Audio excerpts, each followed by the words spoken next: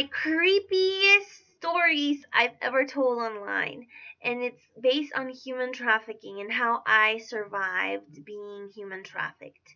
If you have any creepy stories to share of that are your own, leave them down in the comments, and maybe you'll appear in my future videos with your stories. Well, my first story is while I was waiting for the bus. I had a bus driver named Tracy. Tracy was really sweet, was a sweet woman. I always sat in front of the bus because she was really nice and I liked talking to her. Also, besides working as a bus driver, she used to work at Romano's restaurant. By the way, they had the best pizzas ever because they made them really yummy. It was like really good pizzas at Romano's in Amsterdam, New York. So I suggest if you're like visiting Amsterdam, New York, go to Romano's restaurant. By being a waitress, she was working as a waitress there. Tracy was sweet too. She used to tell my mother and father what a nice girl I was. The nicest girl she had ever met. Thank you, Tracy, if you're watching this video. At that time, I didn't tell Tracy this story, by the way, so if she's watching my videos, it's the truth.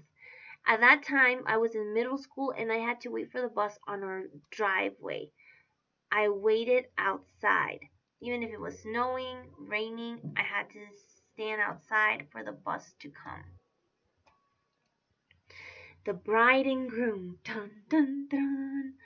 Anyways, in my home during that time, we had a garage and it faced the street. And in front we had a bridal shop that was opened in the afternoon. That bridal shop is not there anymore. I almost worked for that bridal shop, by the way.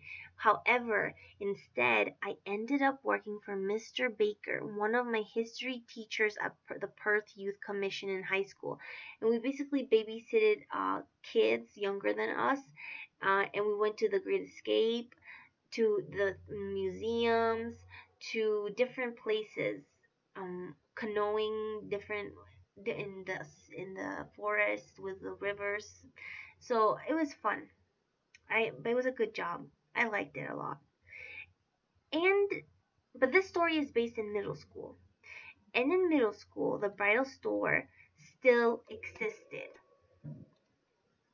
God and the garage saved my ass. Saved my life. The garage that we had outside in the front of our driveway had windows in the middle. And as I was waiting for the bus outside, this man in an old blue truck was driving towards me. There was a road in front and a highway in between. Well, this man in the blue truck stopped in front of my house. The highway was between us. I was paying attention to the highway and less on the second road that was in front of me. I didn't want to miss the bus. My intuition told me to look at the garage. I turned around to see the garage and I saw this man with duct tape and scissors waiting to cross the highway. I looked in front of me and confirmed his presence. My intuition that God gave me saved my life. And the windows on the garage because I would have gotten kidnapped because I was distracted. What did I do next? I told my best friends. I was literally crying and I said, "This is what happened to me." And they were like, "Spooky." I felt like I was gonna cry. Well, I felt like I was gonna cry. I wasn't really crying, but I felt like I was gonna cry. And I was telling my story and I was like thinking, are they gonna believe me or not? And they believed me. They believed me and made me feel better. So I ended up running inside and yelling at my mom in tears, because telling her that what had just happened. She ended up yelling back at me because the bus was outside beeping and had come. I later told her what had happened after school, but I was a little mad at her because she was like, "Sophie, your bus is here," and I was like, "I'm trying to tell you what happened to me," and she's like, "No, get out of the bus. The bus is here. I'm not gonna take you to school if you're late." And I was like, "No." So I was like sad because this was really emotional for me. I mean, I've never had that happen to me, and it was scary. It was really scary. All right, the second creepy human trafficking story that I suggest, girls, when you get a job offer, make sure that they are a well-known company, not a cheap one. Like, for example, I work for eBay now as a bilingual customer service representative. I love my job, but it's a well-known company, and these are not well-known companies. And be careful when they offer you to work overseas, because that's most likely it's human trafficking. Live in the area and work in the area that you are, or move out of the town or city that you are if you don't like it, and personally get a job interview and a nice, well-known job offer, and go with someone, or go with someone. I wanted to learn sex moves, and I visited Pornhub in my laptop for curiosity. Yes, I did that. This is a true story, people, too. The second one. A week later, I went for a job interview as a manager in Latham, New York. This man was really sweet to me. I didn't feel unsafe in any way. It was a small office. Right off the bat, even if I felt safe, I knew something was fishy because there were less than 5 office doors that were closed or empty. And it was office hours, and they were empty or closed. This medium-sized, overweight man told me to come into his office. The Wolf on Wall Street. In his office, he told me that he loved the movie The Wolf on Wall Street. To me, it is the worst movie ever because it encourages people to have loose morals, especially people who don't have parents to tell them to have morals and values. It's like, whatever, what do I have to worry about morals and values? I'm going to throw it out the window. That's basically them. This man then proceeded to ask me, what kind of animal are you? And I said, a lion. Because they were loyal, protect each other, and are good to their pack. He laughed as he was taking down notes and said, you are hired as a manager. I would like to show you around the building. Then again, I think he meant a lion in bed, because the next, yes, I am, but to my husband, not to strangers. but I think he meant bed, a lion in bed, because that was his intention. Let me keep on telling you the story to find out why I'm telling you this. All right. So he said, you're hired as a manager, and I would like to show you around the building. This is what he said. He said he was going to show me around the building. He said that to me at first. I am going to show you around the building. Again, this building was very small. Very small. It was like a rented office. It was small. I said, sure. When he came out of the office, I saw a black man and a white man. And he said that they were his employees. But they weren't working inside the office. They were just standing in the hallway looking at me. Weirdly, they were the same men I had seen in Pornhub.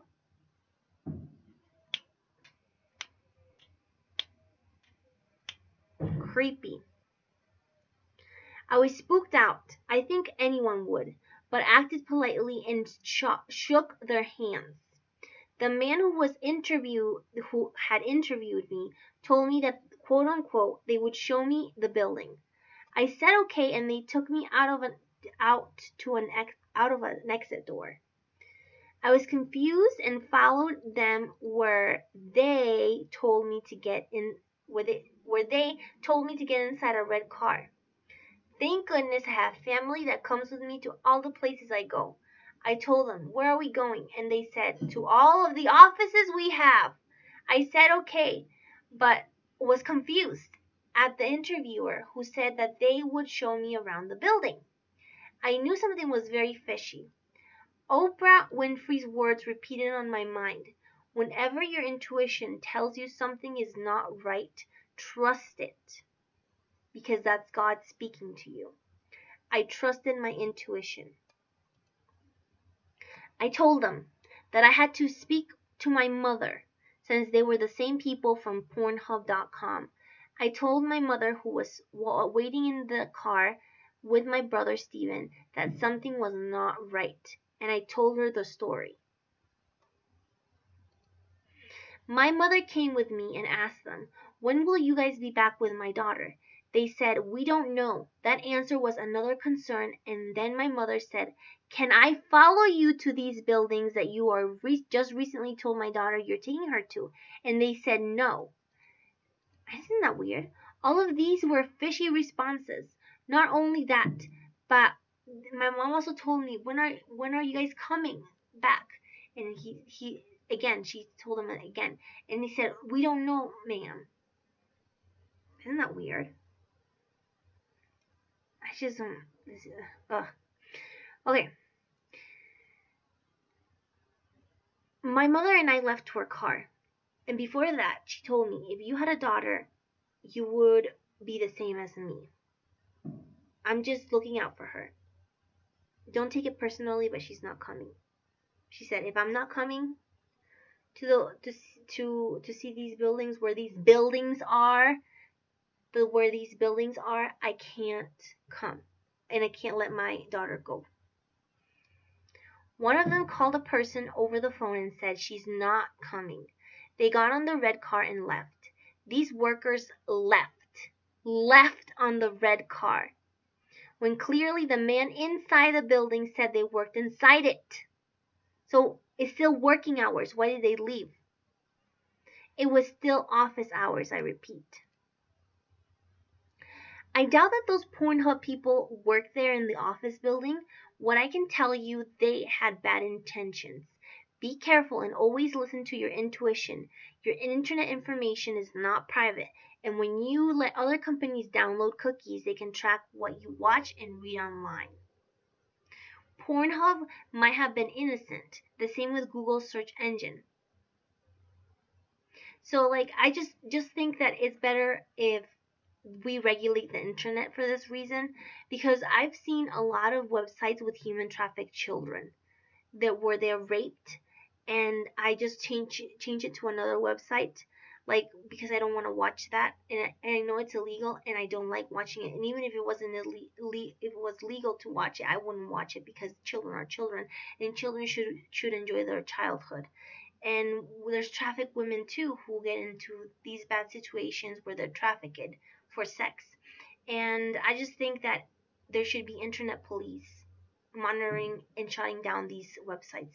They should shut down these websites so that no pedophile can give them money to watch these inappropriate sex advances on children and women, innocent women who are trafficked. So I I also have seen boys get raped in Pornhub a long time ago in middle school, and I just want to say that that's so sad.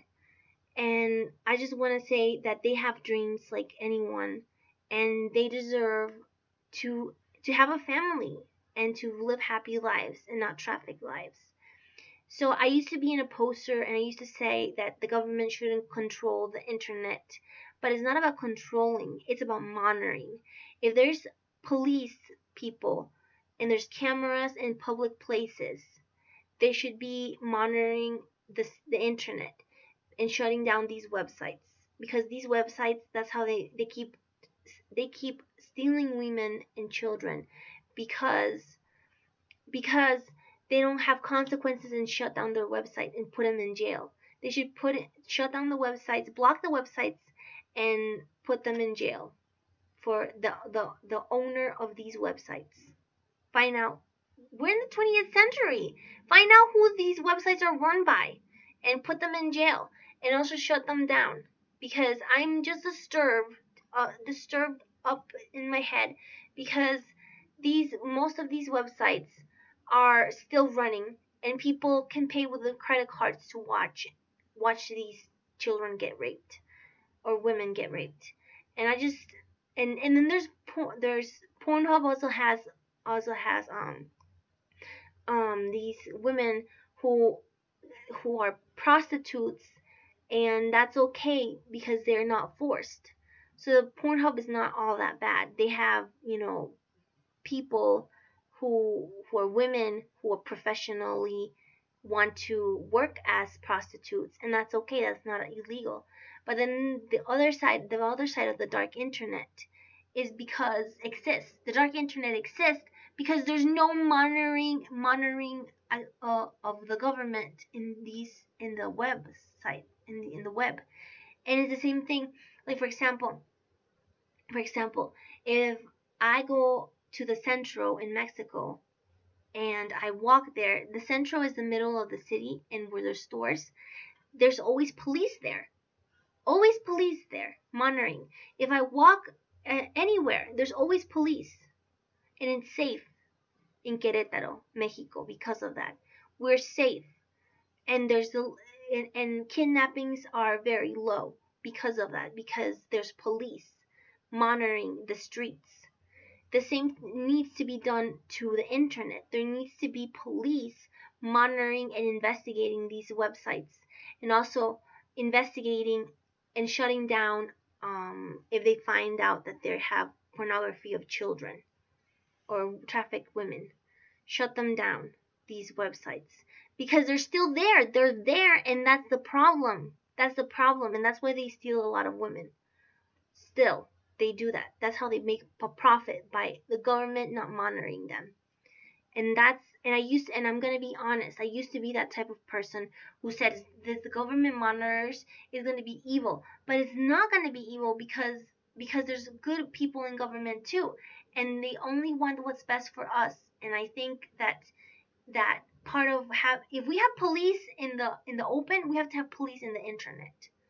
At least have police in the internet monitoring and blocking these websites and putting them in jail, the owners who own these websites. Okay, that's my 2 cents. And I think any woman would agree with me, because their lives are in danger when they don't monitor these websites. And you can even sell, I mean, the dark web, is there because there's no monitoring. There's no policemen monitoring them. And they sell even human trafficked children online. I mean, this shouldn't happen. There should be policemen investigating these websites and shutting them down and blocking them and putting those owners in jail, because you can even sell a child online. This shouldn't happen in the 20th century. And those are my 2 cents. Thank you.